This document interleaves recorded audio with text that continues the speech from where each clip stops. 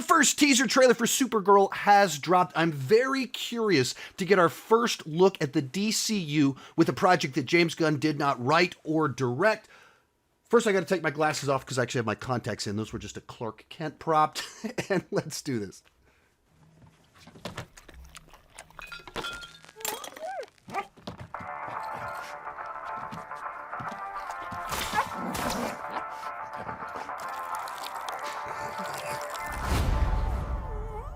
You managed to get most of it on the paper this time.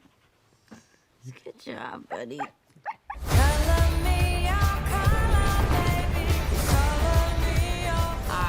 Hi, Zor-El.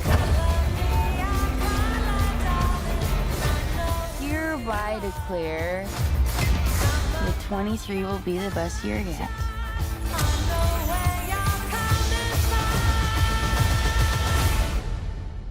Let's be honest, babe, it's not a very high bar to clear. I didn't know anyone was still Skybeam. alive. What was it like to lose everything in a day? Krypton didn't die in a day. The gods are not that kind.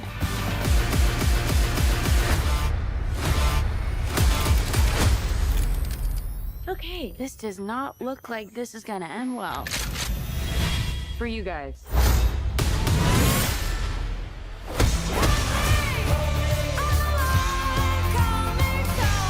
Do others on your planet have powers like you? No, it's a pretty small group of two.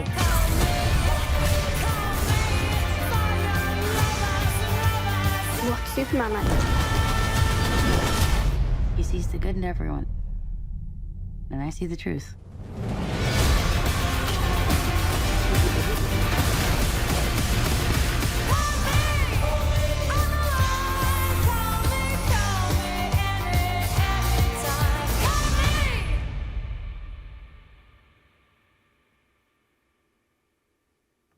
Oh, hello. Hey, I got that right here. Already doing what you asked me to do. Real quick before I give my thoughts on it, be sure to join me down below in the comment section. What did you think of the trailer? What's your excitement level? How do you think it'll fit in the DCE or DCU? DCEU is something different now. I'm going to watch it one more time, and then I'm going to talk about the trailer. I'm going to talk about my feelings on the overall DCU, all of that fun stuff. Let's do this. Now, I found that to be a very fun initial tease for a movie. The film doesn't come out for over 6 months, and so this is meant to be a movie that establishes the tone, the vibe, and kind of the scope of the story. How is it similar to Superman, and how is it very different? And all throughout the trailer, it pretty well is intended to let you know how this fits into that world and how Supergirl is not Superman, and how we are going out into space and exploring and creating its own themes and things like that, while at the same time not in any way, shape, or form letting us know the plot of the movie, anything tied to the structure of the movie. It's all scope, thematic. Here's how it's the same. Here's how it's different, which I think is what a good teaser trailer is supposed to do. Very much lets you know what to expect without giving too many actual specifics of how the movie plays together, where it's going. Like, I could not tell you a single thing about the plot of this film based off of the 2 minutes that they just gave us, and that is very much a good thing for a teaser trailer. Real quick before I dive into the specifics, you spend a third of your life in bed sleeping, and in my case, I normally watch a movie in bed with my wife and my dogs before I go to sleep, so I'm spending over a third of my life in my bed. So why would you or I spend a third of your life in anything but the best? Today's video is sponsored by Helix Sleep. I need a good night's sleep to function properly. I'm cranking out videos for YouTube and TikTok all day long. At nighttime, I'm spending time with my 3 kids and my 2 dogs, and I volunteer at my church and my community. And the older I get, it feels like the more difficult it is to get a good night's sleep. Prior to getting our Helix mattress, we had some hand-me-down mattress that we got from someone 10 or 15 years ago, and they'd had it so long, they'd already passed it down to us and upgraded. So this thing was uncomfortable. I'd be tossing and turning all night long. I couldn't stay laying in one position for terribly long or my back would start hurting. So I just never got a good night's sleep on that mattress. In fact, a lot of times I would just sleep on this couch right here in the office so that I could try to get something resembling a good night's sleep. I took the Helix sleep quiz, and with just a few questions about your body type, your sleeping preferences, it matched me with the Dusk Luxe model. The mattress is shipped to you free right to your front door, and it's actually incredibly satisfying to watch it kind of balloon up when you open the box. Finally, I can sleep in my bed again, get a full night's sleep without tossing and turning all night long. And if you're worried about ordering a mattress online without trying it, Helix offers a 120-night sleep trial, and all their mattresses come with a lifetime warranty. If your mattress is getting older or you're just not sleeping well, this might be the perfect time to get a Helix Sleep mattress. Thank you, Helix Sleep, for sponsoring today's video. Visit helixsleep.com/Sean Chandler to take advantage of their Cyber Monday extended sale and get 20% off site-wide. Now that you know that I'm nice and rested, what are the specific things about this trailer that distinguish it immediately from Superman? Right off the bat, we kick off with a pee joke. Crypto walks over, pees on a newspaper about Superman.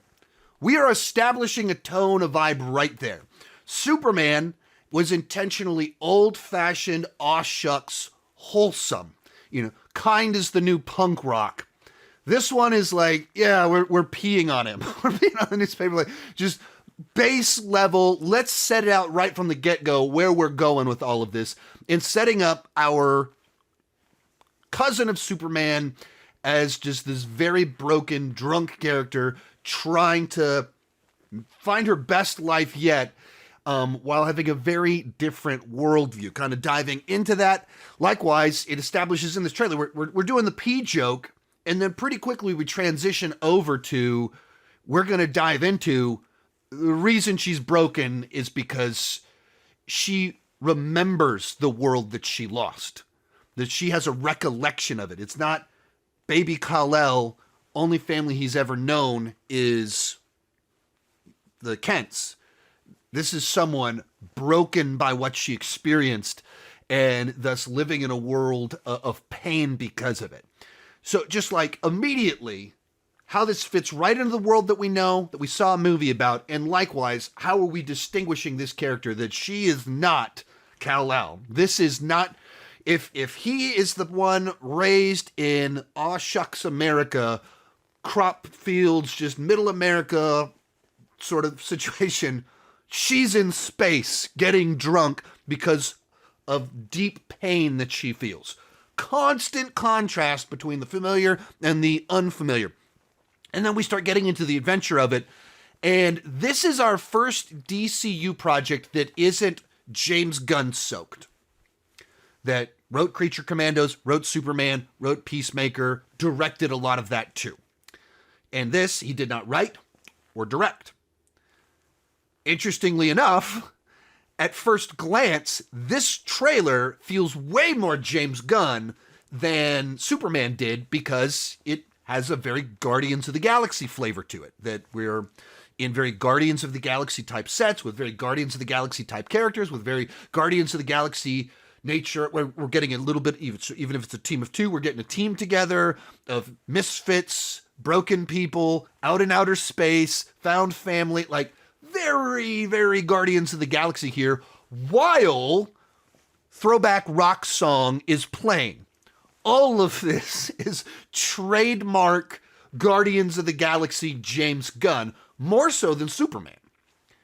Which I don't know if that was intentional to try and give it that through line, or if this project just is that reminiscent in many regards to Guardians James Gunn's work. I don't know. I would like to see more variety, more diversity, changing things up. I don't want it all to feel like James Gunn. And like, so I liked what I saw. It reminded me of things I like from James Gunn, but I don't specifically also want everything to feel like James Gunn. Like, that's not specifically a positive that it's all very James Gunn. The director here, Craig Gillespie, he did Cruella a few years back, which I have my issues with the movie Cruella, but that is a movie just oozing with style, and a style that you could see where there's a lot of overlap. That is a movie that's, well, much like Superman kind is the new punk rock, this is fashion is the new punk rock. You know, the whole movie is soaked in proto-punk, Cruella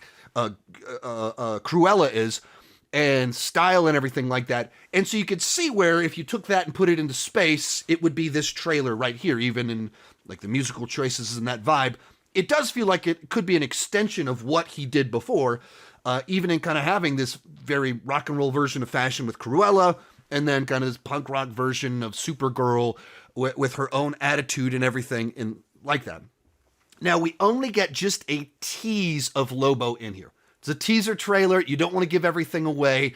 And so you can make the nerds go crazy just having Jason Momoa in the shadow silhouette, just enough that you can make, whoa, oh, that's him. He's right there. That's Lobo. Just enough that you can tell it's him, but not so much that you even fully know the design. Now, by the time I post this video, someone is already going to have screenshotted it, boosted the brightness and everything to get a better picture of it and everything like that.